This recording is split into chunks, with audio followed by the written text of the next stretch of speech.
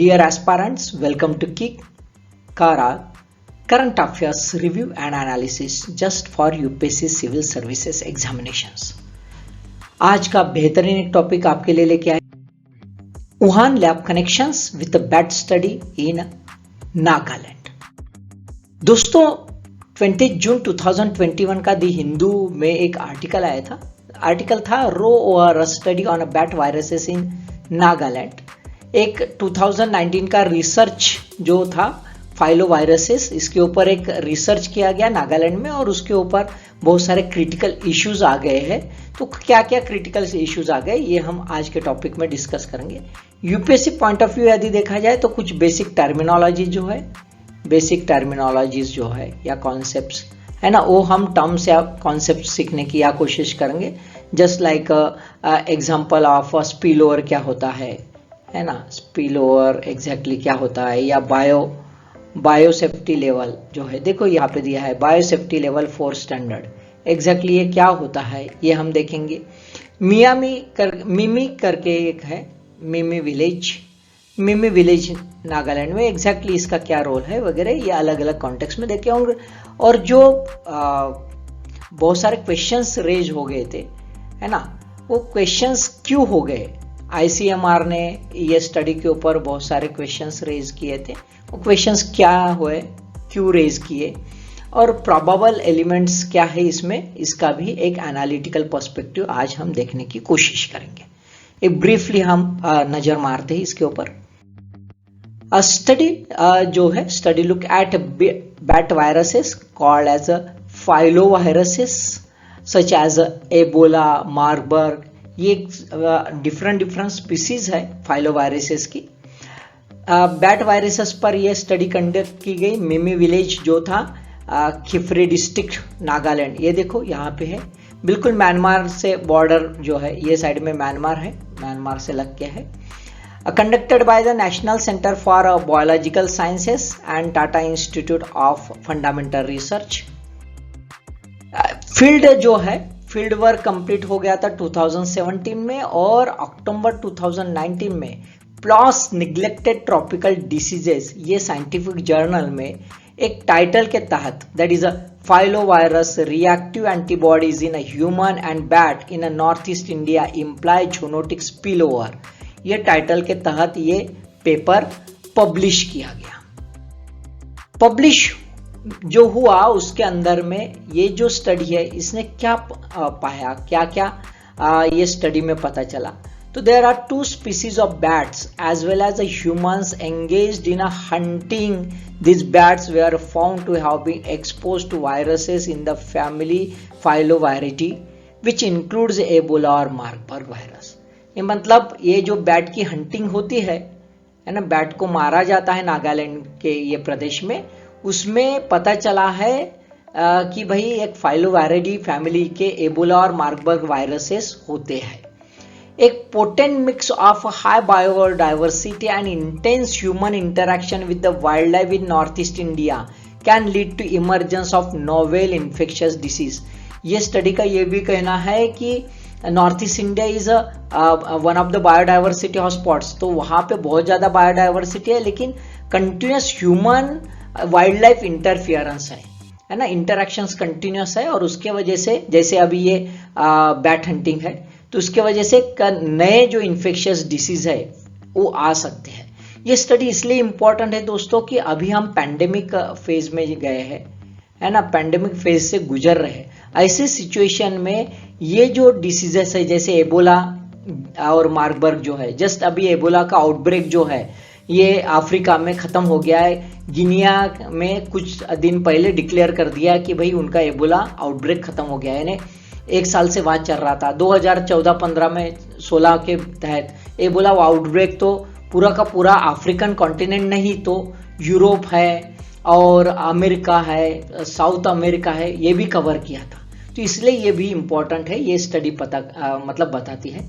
During such spillovers viruses from hunted wild animals or bush meat infect humans and can lead to large scale outbreak। यानी क्या हो सकता है कि ऐसा जब इंटरेक्शन होता है और जब वायरस ट्रांसमिशन हो जाता है, यानी डिसीज ट्रांसमिशन हो जाता है वाइल्ड लाइफ से, ह्यूमन बींग में तो एक लार्ज स्केल आउटब्रेक आ सकता है।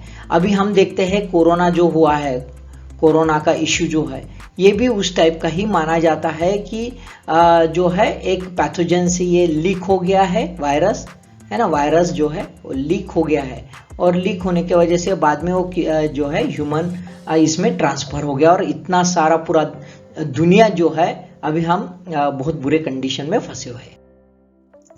और क्या मिला है, तो reasons why the clusters of the human filovirus infections have not yet been detected in Asia में अभी तक हम ऐसा केस नहीं देख रहे हैं कि जैसा एबोला का वायरस का जो केस है अफ्रीका में, वैसा हम देखे नहीं। इंक्लूड इकोलॉजिकल बैरियर्स, कुछ बैरियर्स है क्या ecological which prevent the zoonotic transmission, ये भी ये स्टडी फाइंड आउट करने की कोशिश की है। Viruses are unable to sustain a transmission between the human or an uncharacterized diversity of non-pathogenic, antigenically related filovirus exist and cause asymptomatic infection। यानी एक तो कुछ इकोलॉजिकल बैरियर्स है क्या, है ना, कि जो बैरियर्स होने के वजह से यहाँ पे जैसे एबोला जैसा वायरस वगैरह इंडिया में अभी तक दिखा नहीं, ऐसा एक स्टडी का फाइंडिंग है। दूसरा फाइंडिंग यह है कि है लेकिन जो फाइलोवायरस है वो उसमें असिम्प्टोमेटिक इन्फेक्शन तो डेवलप नहीं कर रहा है, तो ये भी थोड़ा डेंजर है कि असिम्प्टोमेटिक अभी है लेकिन जब इसके इम्पैक्ट गिर जाएंगे तो आउटब्रेक हो सकता है और सिम्प्टोमेटिक इन्फेक्शन में कन्वर्ट हो सकता है। तो these are the findings of the study, ये स्टडी जो है इससे ये पता चला है। आउटकम्स क्या आया है ये स्टडी से, in the last 50 years study क्या कहती है, सेवरल वायरसेस जैसे एबोला है, मार्बर्ग है, सीवियर एक्यूट रेस्पिरेटरी सिंड्रोम है, हेंड्रा है, स्वाइन फ्लू है, निपा है, ये जो है ये कंटिन्यूसली आए हैं ग्लोबल लेवल पर because of the close human animal contact, particularly wild animal contact, है ना। ये मेजर आउटकम ये स्टडी से पता चलता है। ट्रॉपिकल एरिया जो है ना, ट्रॉपिकल रेन फॉरेस्ट जो एरियाज है वो areas, hunted wild life often supplement the locals meagre diet. यहाँ पे मेन प्रॉब्लम है कि वहाँ के लोगों में जो है फूड जो है उसकी स्केर्सिटी है, जैसे अफ्रीका है, south and south east Asia है, ये पैथोजन स्पिलओवर के हॉटस्पॉट्स बने हैं, तो ये भी एक डेंजर है। हमने देखा है कि Ebola consistently rain forest area जो है सब सहारन कंट्रीज उसमें कंटिन्यूस आते रहता है, नॉन स्टॉप आते रहता है सिंस 1976। तो ये जो इशू है ये इशू ये स्टडी से पता चला है कि कॉन्सिस्टेंटली जो नए नए वायरस डेवलप हो रहे हैं वो उसका रीजन क्या है, व्हाट इज द रीजन, क्योंकि एक बार रीजन पता चला तो उसके ऊपर प्रिवेंटिव मेजर करना बड़ा आसान हो जाता है। पॉलिसी इनपुट क्या बेनिफिशियल होंगे, यानी क्या बेनिफिट्स मिल पाएंगे ये पॉलिसी इनपुट ये स्टडी से। पहला, reaffirms the importance of a virus surveillance, एक वायरस सर्वेलियंस का एक इनपुट हमें मिला है at the wild life and human interfaces where the risk of virus spillover may be highest. यानी वायरस सर्वेलियंस करने की एक सख्त जरूरत है, ये स्टडी से हमें पता चलता है ना, कि कहाँ का ह्यूमन इंटरेक्शन वाइल्ड लाइफ के साथ हो रहा है बहुत ज्यादा इंटेंस लेवल पर। अब जहां पे हो रहा है वहां पे कैसे चेकआउट करें, उसको रोके कैसे, इसके ऊपर हम पॉलिसी बना सकते हैं। It will allow health policy makers to generate the risk model, इससे हम रिस्क मॉडल भी डेवलप कर सकते हैं टू अंडरस्टैंड विच स्पीसीज में be a natural virus reservoir in India, कौन कौन सी ऐसी स्पीसीज और कौन सी जो है स्पीसीज ऐसे है कि जो वायरस कैरी ऑन नहीं करती। तो हम एक रिस्क मॉडल बनाएंगे तो एक प्रॉपर एनालिसिस कर पाएंगे और ये जो ट्रांसमिशन है ये ट्रांसमिशन को हम रोक पाएंगे। Understanding spillover dynamics in area such as North East where there are very large human wild animal interfaces it's important for a future pandemic preparedness. Future pandemic preparedness के लिए भी हमें ये हेल्पफुल हो पाएगा। अभी भी हम पैंडेमिक में है, फ्यूचर में और नए नए वायरस आ सकते हैं, ये साइंटिस्ट का कहना है। ये जो स्टडी है हमें जो है पॉलिसी मेकर्स जो है हमारे इंडिया के, उन पॉलिसी मेकर्स के लिए एक इनपुट है कि किस ढंग से एक सर्वेलियंस हो पान इंडिया लेवल पर और एक जो है प्रिपेयर्डनेस मैप तैयार हो जाए, रोल मॉडल्स तैयार हो जाए और साथ में जो है प्रिवेंटिव मेजर्स जो है उसके ऊपर भी स्टडी हो जाए और उसके लिए तैयार रहे। अब बैट्स की क्यों चुना गया? Why the bats are chosen as a study by this group? The interest of researchers क्यों बढ़ा? क्योंकि एबोला आउटब्रेक हुआ था 2014-15 में, जबरदस्त पूरा Africa, America, Europe continent cover कर लिया था। अब एजम्पशन ये था, ये स्टडी करते वक्त, the mechanism of transmission of Ebola virus thought to have come to humans from the bats, यानी बैट से आ सकता है और बाद में एक इंटरमीडिएट एनिमल रह सकता है जो डोमेस्टिकेटेड एनिमल भी रह सकता है, बैट और उसका कांटेक्ट आया और फिर ह्यूमन बीइंग के साथ ट्रांसमिशन हो गया है। तो इसी वजह से बैट्स के ऊपर रिसर्च करने की सोचे। ये देखो बैट्स का मेन इंपॉर्टेंस क्या है, what are the footprints of the bats. यदि बैट हम देखें तो कहाँ कहाँ उनका स्पिलओवर इफेक्ट्स है वो देखो पहले पता चलता है। ये जो है चिरोप्टेरा ऑर्डर से बिलोंग करता हुआ एक मैमल है, इट्स अ मैमल, है ना, और डाइवर्स है, बहुत डाइवर्स है, having a great exhibit a great physiological and ecological diversity, यानी सारे दुनिया में दिखता है। एक अंटार्कटिका और आर्टिक छोड़ दिया जाए वहां पे भी स्पेयर्स लेवल पर दिखता है, तो बाकी हर जगह दिखता है। इसका जो कॉन्सेंट्रेशन है ये इक्वेटोरियल बेल्ट में बहुत ज्यादा है जहां रेन फॉरेस्ट है ना।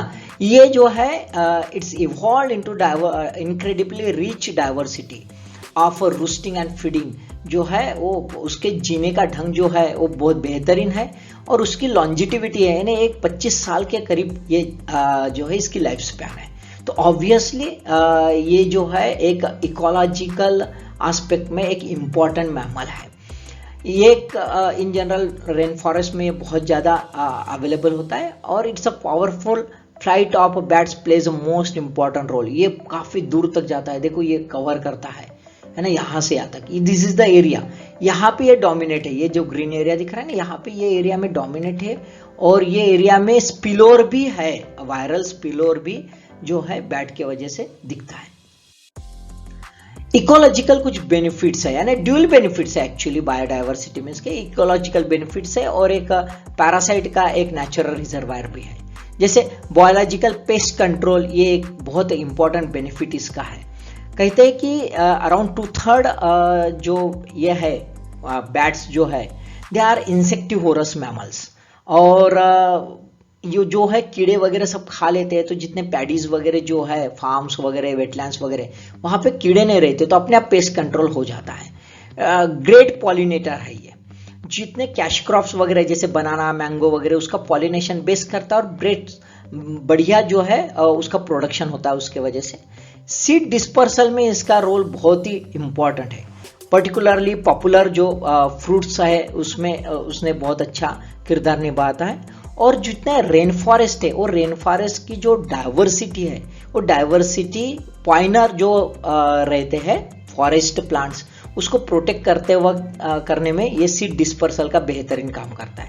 एक गुना माइनिंग करके पहले से जो है गुना माइनिंग की जाती है, जितने भी ये बैट्स की केव्स है वो केव्स के अंदर इनकी जो ये होती है रिमेन्स होती है, एक्सरेटा होता है, उसको कलेक्ट किया जाता है और उसका फर्टिलाइजर करके यूज किया जाता है। क्यों? तो इसमें नाइट्रोजन और फास्फोरस की मात्रा बहुत ज़्यादा होती है। बुशमीट करके एक इसका बेनिफिट है, यानी फूड करके इसका यूज किया जाता है, पर्टिकुलरली इंडिया में नॉर्थ ईस्ट साइड में बुशमीट करके इसको खाया जाता है, साउथ ईस्ट एशियन कंट्रीज में भी इसको खाया जाता है। रीजन बिहाइंड इट कि it have a high level of proteins अच्छे हैं, विटामिन्स अच्छे हैं, मिनरल कंपोजिशन इसका बेहतरीन है। और जहाँ पे ये जो है खाना वगैरह बराबर नहीं मिलता रेन फॉरेस्ट एरिया में, वहाँ पे एक वन ऑफ द बेस्ट जो है सब्सटीट्यूट फूड सब्सटीट्यूट है। मेडिसिनल इंपॉर्टेंस भी इसका है ना।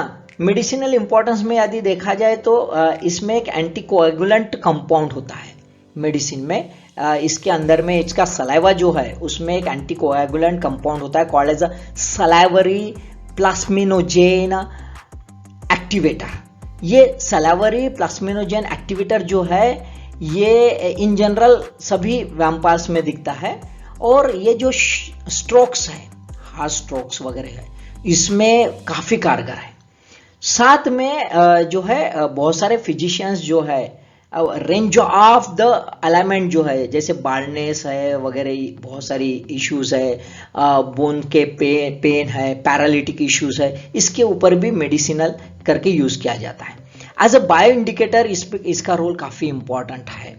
इसी वजह से है कि इसकी फुटप्रिंट डाइवर्सिटी बहुत ज़्यादा है, ये हर जगह पाया जाता है, लॉन्जिटिविटी अच्छी है, और इसी वजह से जो है इसकी डाइवर्सिटी अच्छी होने के वजह से और इसकी टेक्सोनॉमिक स्टेबिलिटी भी बेहतरीन होने के वजह से इसका एनालिसिस करते वक्त इकोलॉजिकल जब इम्बैलेंस होता है, क्लाइमेटिक चेंज होता है, उस वक्त जो बैलेंस एस्पेक्ट देखना है कि भाई कहाँ डिफरेंस आया है, क्लाइमेटिक चेंज की वजह से क्या लॉसेस हो गए, तो ये जो बैट की स्टडी करते वक्त बड़ा आसानी से हमें एनवायरमेंटल डिग्रेडेशन के इश्यूज पता चल सकते हैं। तो बायो इंडिकेटर का भी एक बेहतरीन काम करता है।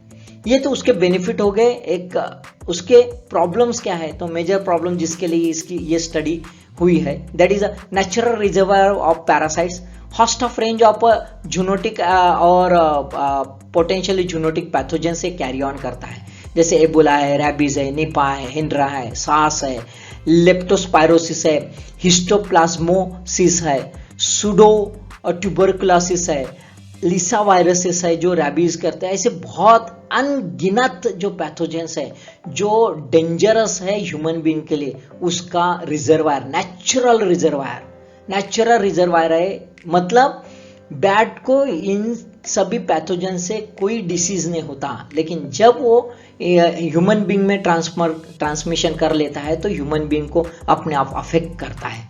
तो ये बड़ा सुकून से खुद रहता है, लेकिन ह्यूमन बीइंग के लिए बड़ा डेंजर है। अब मिमी विलेज ही ये स्टडी जो है इन्होंने क्यों चूज किया। सो मिमी village is border small village, एक छोटा सा विलेज है, बहुत कम पॉपुलेशन है, 694। यहाँ पे 1970s में जो है एक आउटब्रेक हो गया था मिस्टीरियस डिसीज का।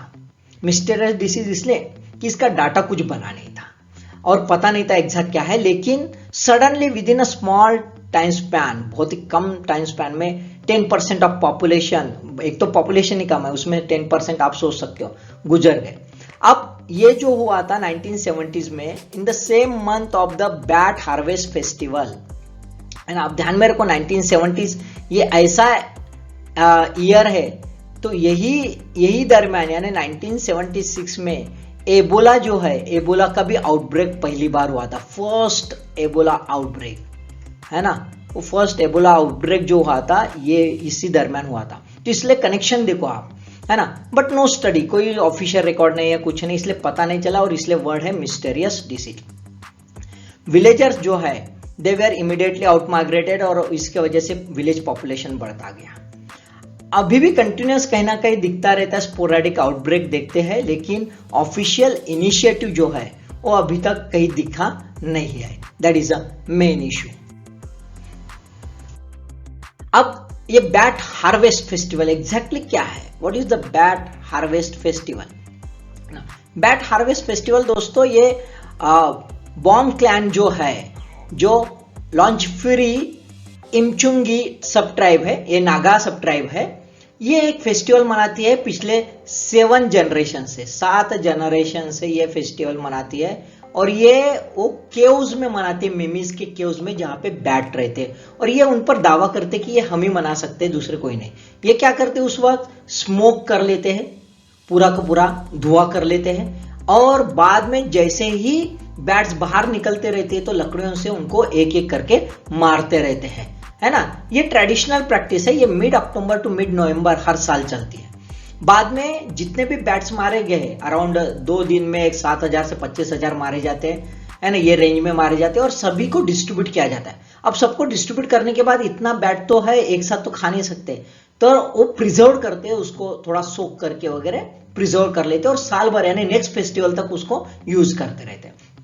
दे हैव अ बिलीव कि ये बैट कंजम्पशन जो है इसका बेनिफिट है एलिमेंट के साथ, डायरिया जो है, बॉडी पेन है, और साथ में पुरुषत्व जो है, विरिलिटी, वो भी बढ़ती है, ऐसा ये कहना है। और इसी वजह से ये जो क्लैन है ये बैट हार्वेस्ट फेस्टिवल यानी बैट हंटिंग ये जो फेस्टिवल मनाती है।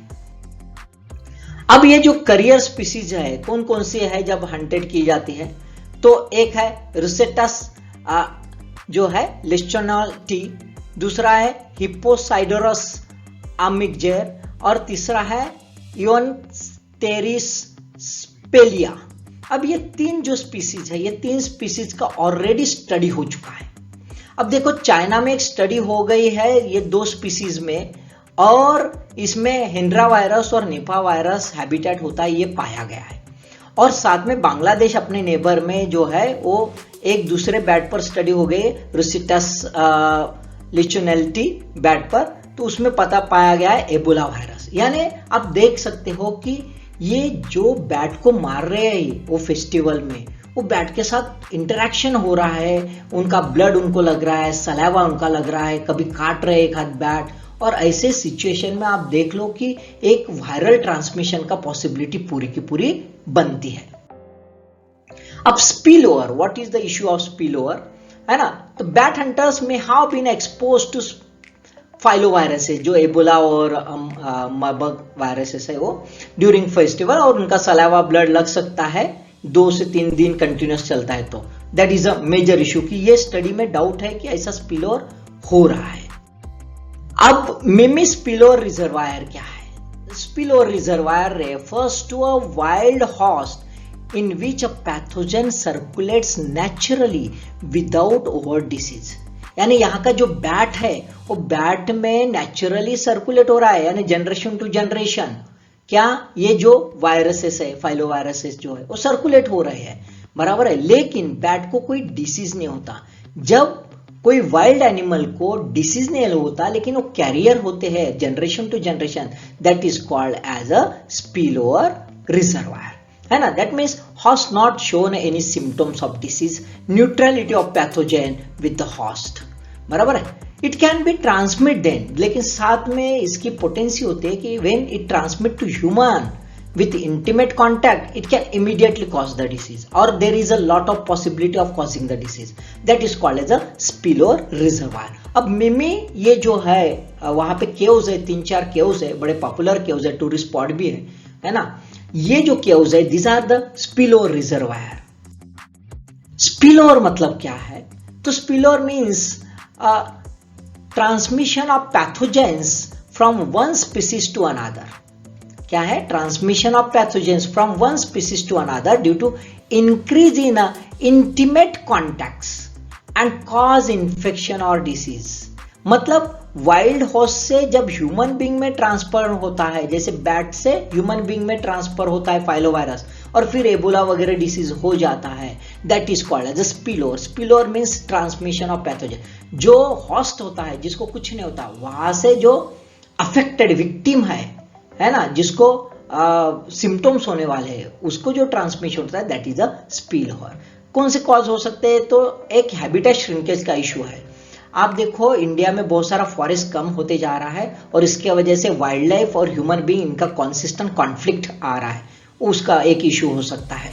मैन वाइल्ड एनिमल कोहैबिशन, बहुत जो जनजातियां है वो फॉरेस्ट में हैबिटेट है, तो उनका कॉन्सिस्टेंट वाइल्ड एनिमल के साथ कॉन्टेक्ट आता है। हंटिंग जो अभी हमने देखा है ना, फॉर बुश मीट और सम मेडिसिनल पर्पज जो ये नागा ट्राइब करती है, तो obviously this are some reasons which are being responsible for a spillover, है ना। मिमी ये जो है ये अपॉर्चुन प्लेस भी है। What is the opportune place? Opportune place means a suitable place for transmission of pathogen from wild animal to human population.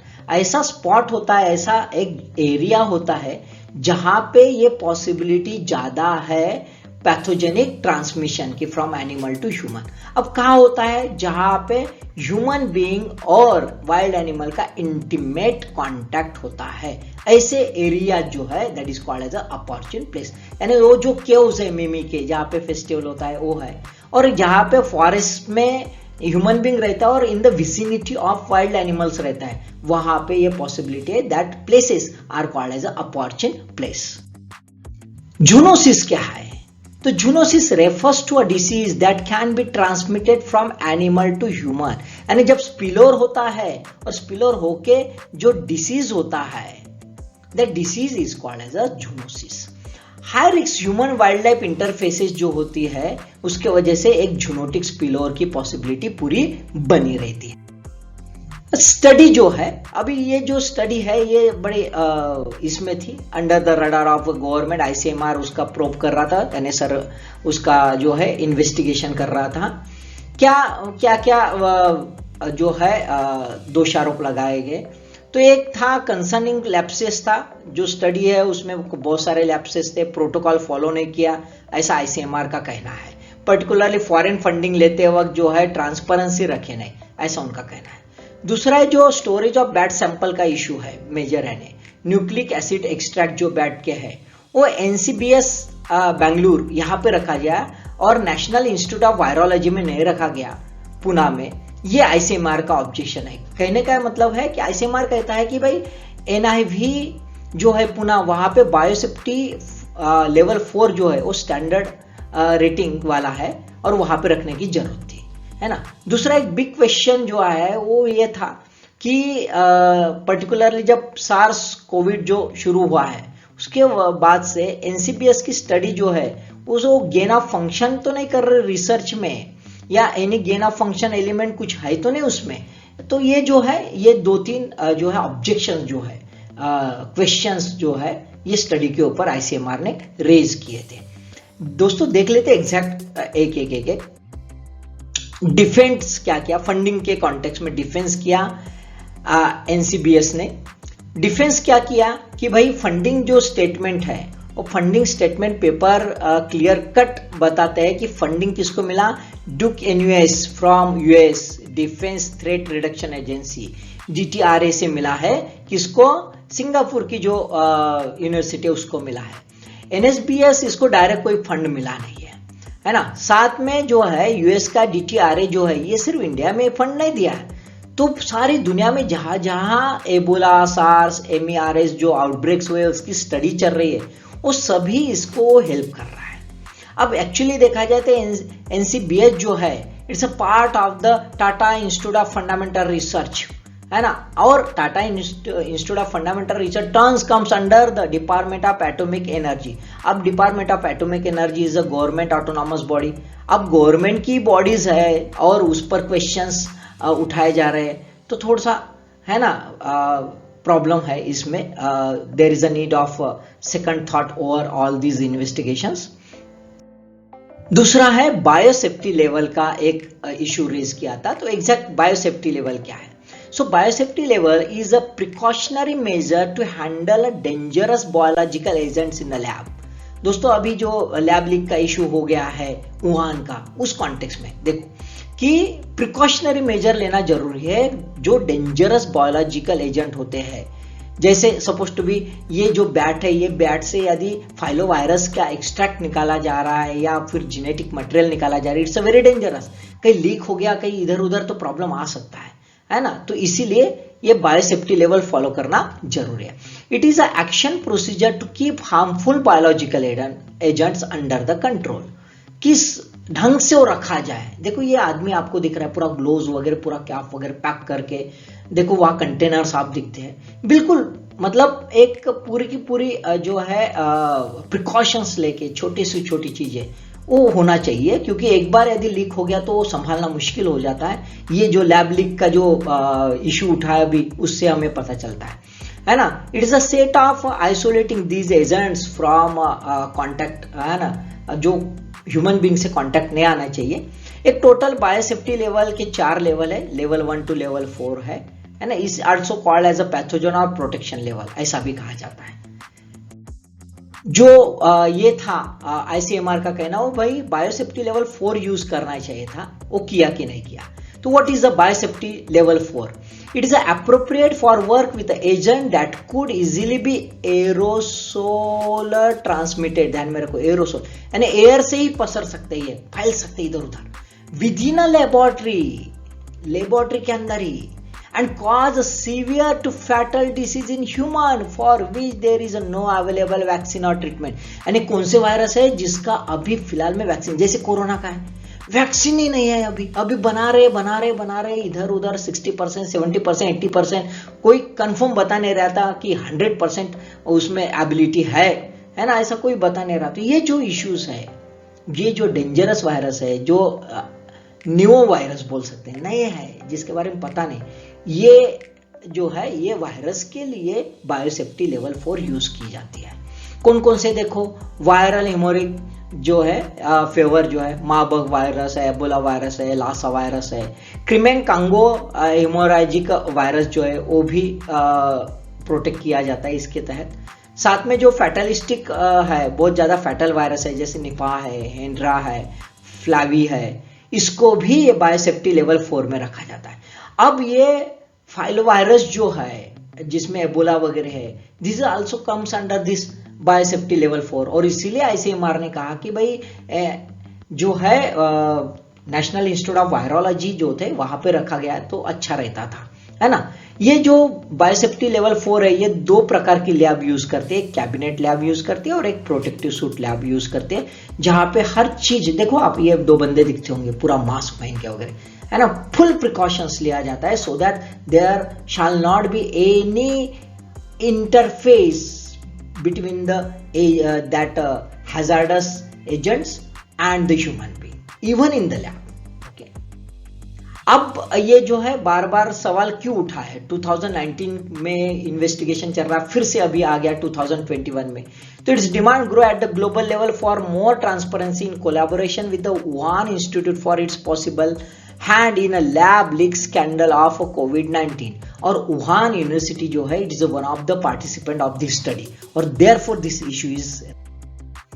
अब डाउट जो है वुहान कनेक्शन का क्या है ना, भाई वुहान का कनेक्शन है और यहाँ पे सब लोचा हो रहा है, ऐसा आरोप लगाया गया है।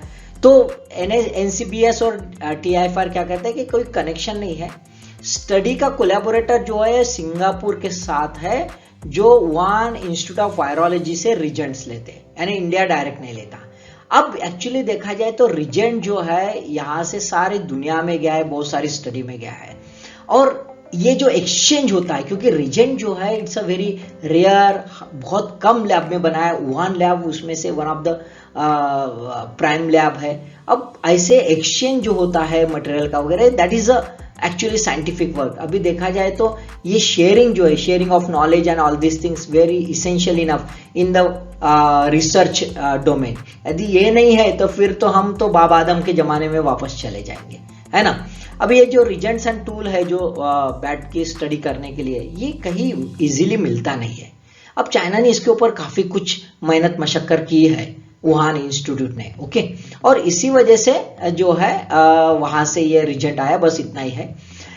एनसीपीएस कहती है कि जो स्टडी है वुहान में जो चल रही थी वायरस की, कोरोना वायरस के ऊपर, और इंडिया में जो नागालैंड में स्टडी चल रही है, वो दोनों अलग अलग है और डिफरेंट टारगेट्स है। क्या क्या है देखो, वुहान स्टडी का टारगेट क्या है, सार्स और एमईआरएस यानी सीवियर एक्यूट रेस्पिरेटरी सिंड्रोम जो है, जो 2002-2004 में उभर के आया था एक कोरोना वायरस, वो वाला, और दूसरा एमईआरएस जो है यानी मिडल ईस्ट रेस्पिरेटरी सिंड्रोम, इसको कैमल फ्लू भी कहते हैं, ये जो है इसको कैमल फ्लू भी कहते हैं, है ना।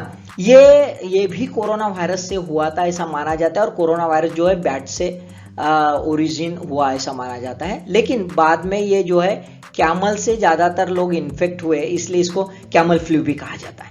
अब ये जो है ये दो इसके लिए है। यहाँ पे पार्टिसिपेंट कौन है, तो वुहान इंस्टीट्यूट ऑफ वायरोलॉजी है, US University of North Carolina है, और फंडिंग इंस्टीट्यूशन जो है National Institute of Health USA.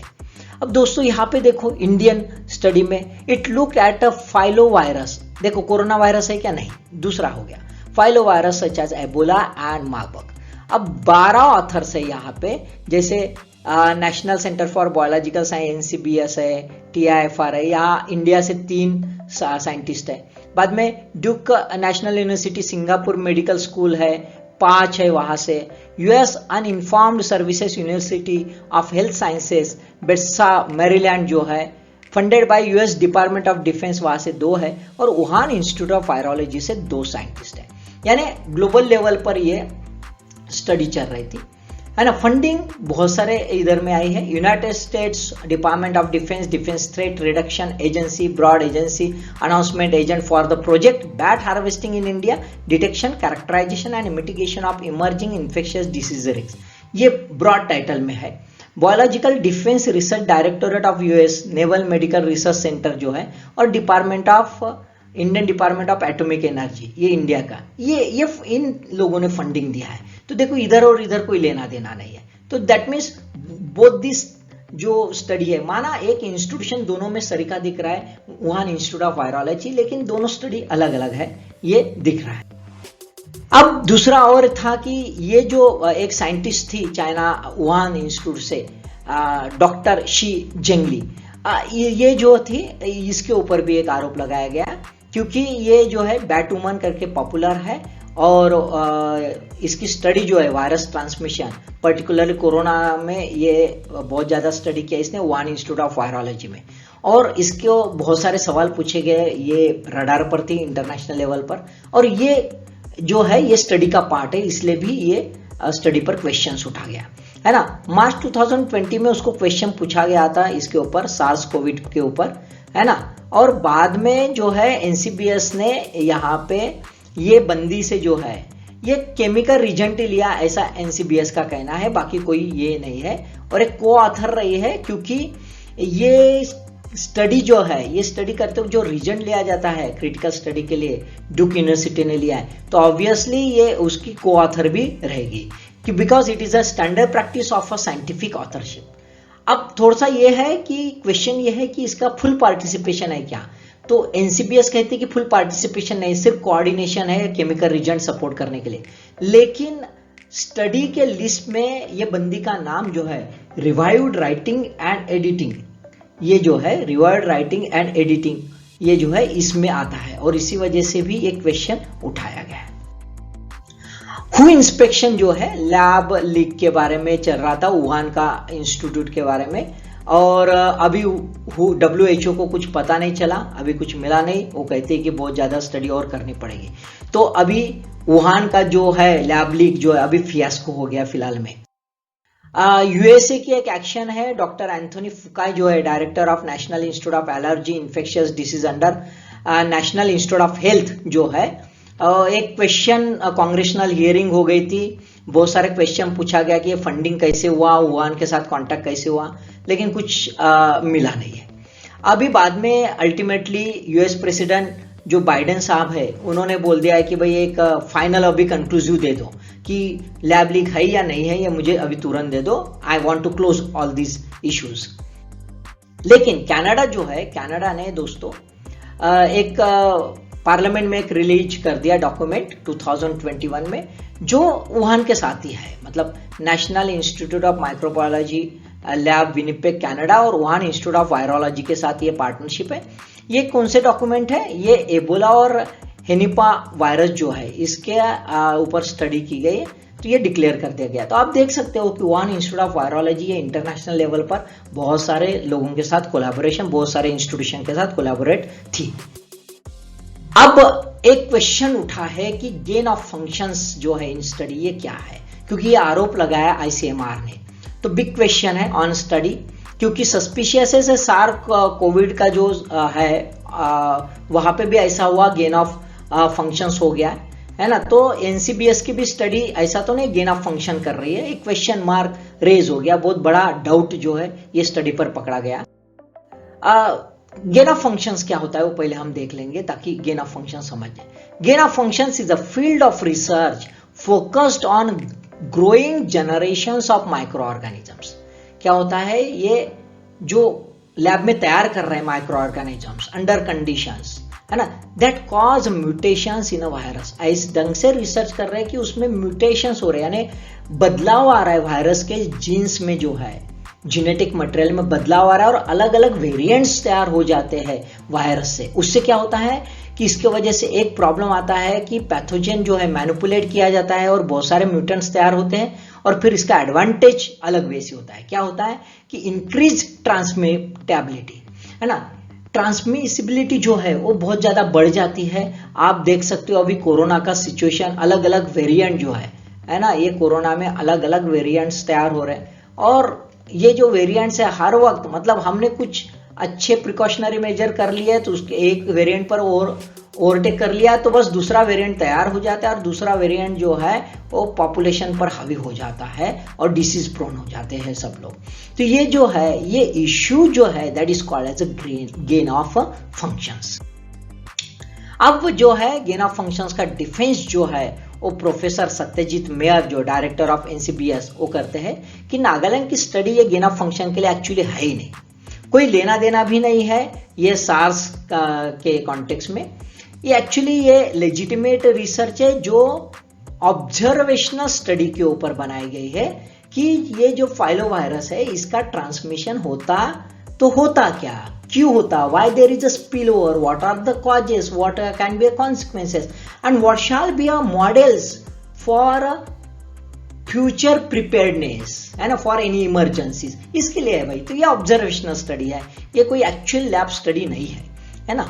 अब ये जो स्टडी करते हो जितने भी बायोएथिक्स के स्टैंडर्ड है वो हमने फॉलो किया, ऐसा प्रोफेसर सत्यजीत मेयर इनका कहना है।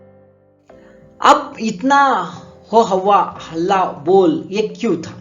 तो पैंडेमिक 2 का continuous term by generating new variants. अभी का जो कोविड है, कोविड की सिचुएशन बहुत ही बेकार है, हर वक्त नए वेरिएंट्स आ रहे हैं, तो obviously all nations are under the threat, very high alert, और इसी वजह से ऐसा कुछ हो रहा है तो एकदम क्वेश्चन मार्क रेज हो जाता है, और इसी वजह से there is a need of more public scrutiny ऐसे रिसर्च में, है ना, क्योंकि बायोसेफ्टी के मेजर्स भी फॉलो होने चाहिए, नहीं तो वुहान की जो अभी लैब लीक थ्योरी है ना, वो ऐसा ये चीजें नहीं आनी चाहिए बाहर। साथ में बहुत ज्यादा ट्रांसपेरेंसी रहनी चाहिए कोलैबोरेशन में, फंडिंग में, प्रोसीजर्स में, और बायोएथिकल एस्पेक्ट्स फॉलो हो, है ना, ये सब चीजें होना चाहिए था। यहाँ ये स्टडी में कहीं ना कहीं गैप नजर आ रही थी, और इसी वजह से बहुत सारा माहौल बन गया, और माहौल में जो है ये स्टडी जो है लाइमलाइट में आ गई।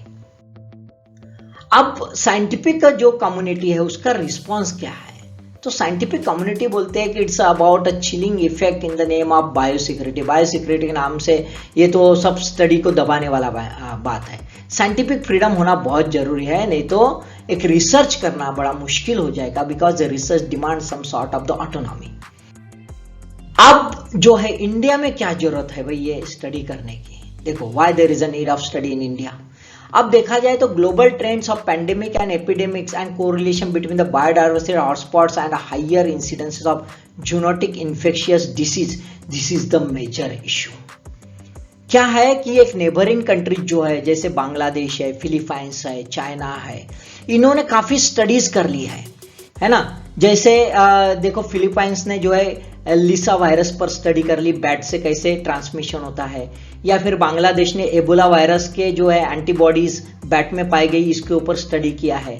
चाइना और थाईलैंड ने जो है इसके ऊपर बहुत ज्यादा स्टडी किया है कि किस ढंग से ट्रांसमिशन होता है। इंडिया में ऐसा कुछ हुआ नहीं है, और जबकि इंडिया में 2 बायोडाइवर्सिटी हॉटस्पॉट्स है, और कॉन्सिस्टेंट अभी जो है पब्लिक और वाइल्ड लाइफ इंटरेक्शन बढ़ रहा है, कॉन्फ्लिक्ट बढ़ रहा है, तो इसमें ये बहुत ध्यान देने की जरूरत है। इंडिया की बड़ी फेवरेबल कंडीशन है जूनोसिस के लिए। कैसे? हाई पॉपुलेशन डेंसिटी है, रिच वाइल्ड लाइफ डाइवर्सिटी है, और मेन यानी जो फॉरेस्ट कवर है इट्स वेरी स्पीडीली श्रिंकिंग, बहुत ज्यादा कम होते जा रहा है, और इसी वजह से इंटरएक्शन जो है between the wild life and human being is consistently increasing, बहुत ज्यादा बढ़ रहा है। साथ में प्रॉब्लम है कि इंडिया की पॉवर्टी है, India systematic information in the field of study and preparedness, ये बड़ा प्रॉब्लम है। देखो 2015 में जो है 2015 में स्वाइन फ्लू हो गया था, है ना, स्वाइन फ्लू हो गया था। स्वाइन फ्लू के वक्त क्या किया? कुछ भी, कोई प्रिपेयर्डनेस नहीं। चिकनगुनिया हो गया, कोई प्रिपेयर्डनेस नहीं।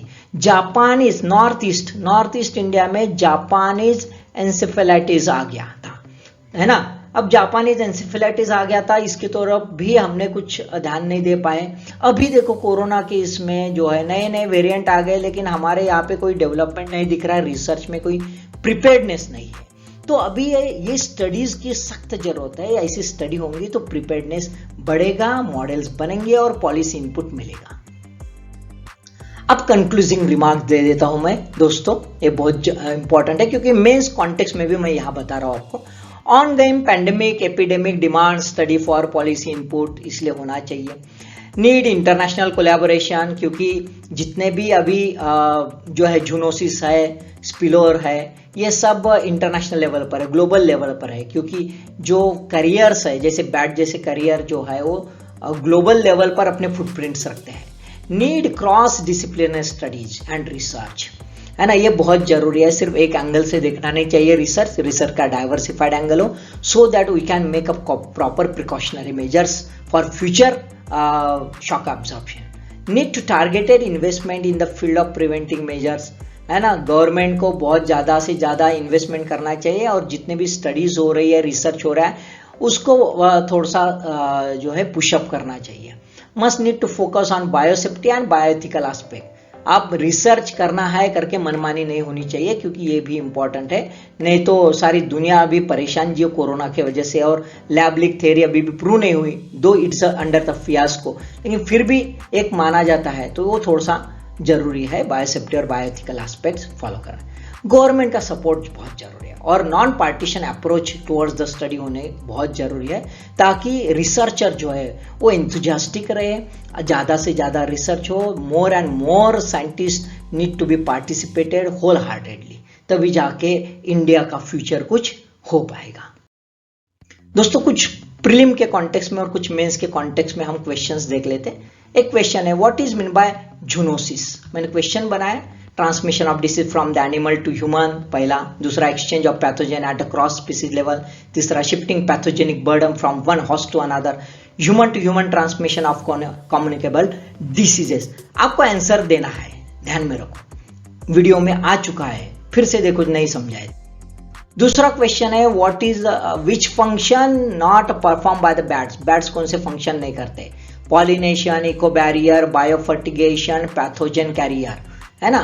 प्रीलिम के एकदम सिंपल सा सवाल, बराबर है। इसके कॉन्टेक्स्ट में कुछ सोच सकते हैं। India is a hotspot for a pathogenic spillover. With reference to this statement discuss the various factors responsible for viral spillover possibility in India, suggest curative and preventive policy measures. या फिर question ऐसे आ सकते हैं, discuss the bioethical aspects in research of the hazardous pathogen in the context of recent lab leak theory fiasco of कोविड-19 pandemic. तो ऐसे कुछ क्वेश्चंस आ सकते हैं। दोस्तों, हमारे साथ बने रहिए, आपको जो करंट टॉपिक है, करंट टॉपिक पर detail analysis, in depth analysis हम आपको देते रहेंगे।